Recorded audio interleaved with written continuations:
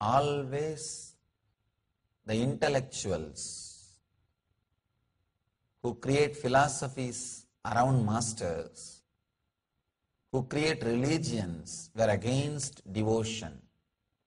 Because in devotion, you cannot do any business. With intellect, you can do a lot of business.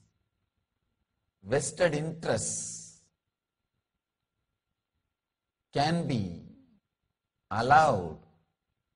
You can have vested interests and exploit others in the path of intellect. You can convince anybody to do what you want in the name of spiritual practice. With intellect, it is easy to exploit people. We always think emotional or people who are devoted can be exploited. No, it is not. Only people who are intellectual, logical can be exploited easily. In devotion, no business is possible. You are devoted and you experience, that's all, over. The business transaction is not possible at all in devotion. Only in intellectual line, only if you are an intellectual, you can be given some theory, some ideology, made to live, made to follow that person. That is why devotion doesn't have any scriptures. Devotion doesn't have any sutras. Devotion doesn't have any book, how to be a devotee. No.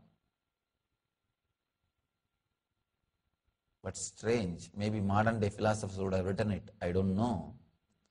But at least no ancient master has written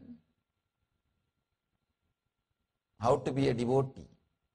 Narada has written a great book on Bhakti Sutras and the aphorisms of devotion. In that also he says very clearly, he is only explaining the quality expressed by a devotee. The experience itself can never be described.